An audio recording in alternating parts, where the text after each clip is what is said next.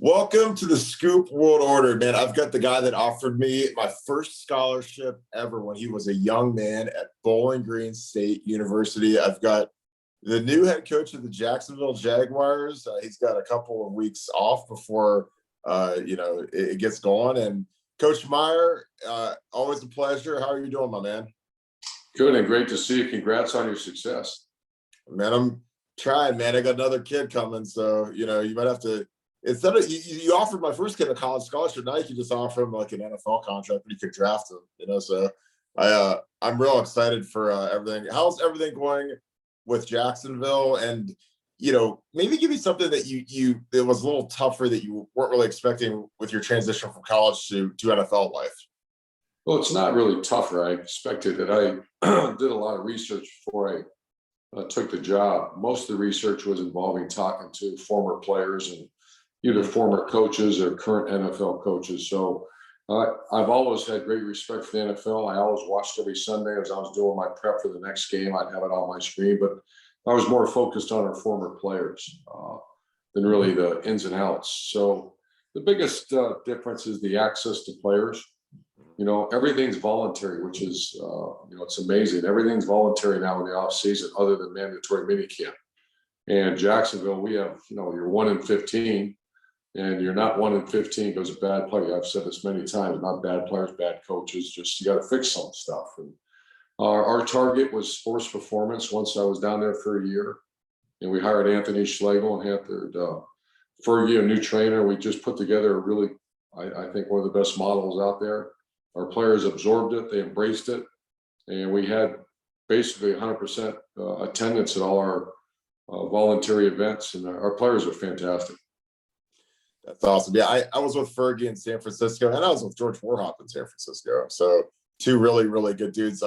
You have a couple of my favorite players. I love Laviska Shenault when he was in college. He was a guy that was a great receiver, but they made him the wildcat running back, and he rushed it. He runs hard. Like he's a tough kid to go up in the A gaps. Not every receiver wants to go in the A gap. And you made one of my favorite draft picks in taking Travis Etienne because there's a lot of people that scoff at taking a first-round running back, but I look at him as a weapon. And, you obviously took Trevor, who's the number 1 pick overall, but talk a little bit about going into that pick and taking kind of his sidekick and a guy that he already had 3 years of chemistry with and what went into that pick. Yeah, the Jaguars had an issue with big plays last year. We were one of the worst teams in the NFL with explosive plays. And my history and just reality from analytics is that teams that have better opportunities or more big plays have better chance to win. That's obvious. And so I actually had a list in the NFL draft of the big play guys out there. And obviously you got the Alabama receivers, you got the Pitts, the tight end from Florida. When those guys were off the board, you just started saying, okay, who is the next best player to give us a big play threat? And, Etienne was way up there. He was way up there. And then you get to know him as a person, his work ethic. He came from a great program. His familiarity with Trevor Lawrence, just checked all the boxes. So it was, I don't want to say no brainer, but it was, with what we needed, we need big play hits. And he's a big play.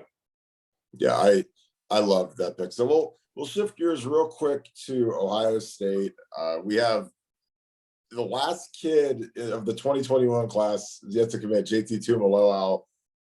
Thoughts on a recruitment like this? It's tough, because he's a 5-star and he's a highly ranked kid. He's number 1 in the country, but he hasn't committed yet, and he's missed the first half of summer conditioning with the Mickey Marotti. Talk a little bit about, everyone's assuming he's going to commit to Ohio State. He's a little bit behind the 8 ball. Talk a little bit about prolonging your commitment and what it could potentially do, as a detriment to him. Yeah, I haven't followed it that close. I know I follow the quarterback recruiting because obviously Corey Dennis and Yep. Ryan. I think once the 5-star, it cracks me up when I hear coaches say they don't pay attention. Of course they do. Mm-hmm. You pay attention. As long as anyone's keeping score, you're going to try to get the best you can. Now, you never make decisions based on rankings, but the fact is the sooner you can get from the evaluation or recruiting phase to the development phase, and that's getting ready to go play. I would always talk to our recruits about that. We're in this phase. The sooner we can get you to getting you ready to play phase, the better you'll be. So let's quit screwing around with nice dinners and flying all over the country. We have Real Life Wednesdays here. You have one of the greatest cities in America. You got, arguably the best football organization in America from top to bottom. Let's quit screwing around. Let's get this thing going and get you ready to play a game. Because at the end of the day, enough steaks, enough lobster dinners and touring campuses and all that. We got to move forward. So that was always my, I act like I'm recruiting again, but that's kind of how I handled it. Yeah. And there's only two words that sum up moving forward to me. That's Coach Mick. So it's like, that's the 6 a.m. It's the toil. I always tell people about, like, you guys don't want to see how the sausage is made sometimes, because the toil, this 5:45 a.m., with the lights off and the mat drills and the 6 a.m.s, like, that's where those guys are really made. The summer conditioning, the half gassers, like the shuttles, like those are when times are made. So, all right, we'll shift gears to quarterbacks. I mean, that's fair. We have maybe the highest rated player in the history of recruiting, which is hard to believe sometimes, but Quinn Ewers is a composite 100% number one overall kid. Tell me a little bit about him. And do you ever, when you're recruiting a kid like that, do you ever sleep easy at night until his name is signed on the dotted line?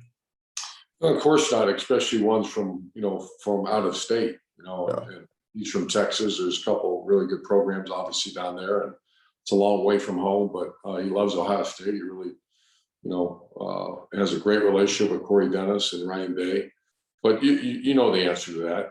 Not until that name is signed, and early signing date helps with that a little bit, because that's that 2.5 months of nonsense that you have to wade through. But no, you don't rest easy until that signature is set. Do different geographic regions play into that? Namely, if a kid's from South Florida versus Texas versus Georgia. I'm just asking because you used to always talk about boots on the ground, which is something I used to love. You'd say we got to have a counselor, we got to have a teacher that we trust. Are there certain areas where we're a little bit more worried about getting that signature on the line?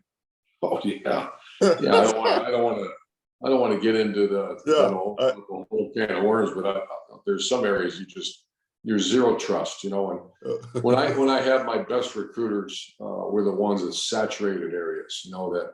Yeah. I would call it the octopus approach, where they just had the tentacles all the way. They had the counselor, they had the teacher, they had the uncle, they had the girlfriend's family, the family. And when you walked into that, I knew we had Nick Bosa because we had that thing surrounded from it. And there's no way that someone would have been able to come in and get Nick Bosa from us, after we had Joey and our relationship with St. Thomas Aquinas and, the family. That one was locked. But other than that, there's certain areas of the country, man. You just, you have a lot of, I call them third uncles all over the place. And those third uncles, you got to keep an eye on. Yeah, it's interesting. Do you, I'm sure you've kind of gone through the league and maybe watched some tape on some opponents you're going to have early in the season. Do you have a sense of pride when you see some of the guys that you recruited and how well some of these guys are doing in the league? Like, I mean, you recruited Joey Bosa's $150 million pass rusher. Chase Young, rookie of the year. Do you have some pride when you're watching these guys and how they've been so dominant in the NFL early in their careers? Yeah, I've had some people send me some analytic background on the players from Ohio State, and it's historical. It's, once again, you mentioned Coach Mickey Marotti. You didn't mention our assistant coaches we've had, but, our job is really as a coach. It's in the NFL now, and I certainly took that approach we did in college at least the last 6-7 years. It's all about increasing that player's value. What can we do to increase this player's value? And it's the nutrition, it's the whole infrastructure that's in place at Ohio State. That includes the Real Life Wednesdays, fiscal responsibility. You look at all our guys, I'm sure there's a couple outliers, but our guys are responsible citizens, are doing a heck of a job representing their teams. They're usually the highest paid guys on their team. They're the best performers on the team. You look at a guy like Terry McLaurin, Paris Campbell. I just was with Paris Campbell at the Buckeye Cruise, and you're looking at these they're studs. I mean, they're just great people that are, that are doing great in the NFL. So absolutely, I know Gene Smith does. I know Ryan Day does. I know all the previous coaching staff we had. Extremely proud of. It's historic what's going on at Ohio State and the development for the NFL right now. Yeah, and you've produced a lot of guys that are young captains. Like, I mean, Chase Young was a captain last year as a rookie. You know, Terry McLaurin, like these guys, they've already got the C's on their jerseys and they're 20 years old, 21 years old. So I think that speaks volumes. So I'll wrap this up. I know that you're on babysitting duty right now with your two boys or your two grandsons. How is my man Norwell doing? The most important question of the day. I just talked to him yesterday. He's getting married again. Now, same woman. Oh, but the COVID restricted their wedding last year, so he's getting married. He's doing great. I love Norwell. He's the same. He, we're really. I put one guy in charge of helping him with his flexibility. He's always been a little bit of a stiff player, but he's such a competitive, tough guy. We want him to play the game as long as he can. I think he's getting into the 8-9 year range of, and for an offensive lineman, that's tough. That's a lot of wear and tear. But he's doing great. We love Norwell. Glad he's with us. Yeah, he's a beast. He's weird because when you watch him run around cones and stuff, you don't think much. But you put the tape on or you put him in one-on-one pass rush, and he's just strong as an ox. And he gets his hands on people, man, and they don't move him back. And that's why he's gotten paid so much because he's such a good pass blocker. So, well, Coach, man, it's always a pleasure. I'm excited for you. I'm glad you're getting your facility too, because I know that you like the pretty stuff. You got a nice facility coming to Jacksonville, and I'm just happy for you, man. I got an NFL team to root for now. So give my best to Shells and the grandkids. And I told you I'd keep it under 15, so I did it for you, my man. So I appreciate you. You bet. Proud of you, brother. All right. Thank you, brother. I'll see you, my man.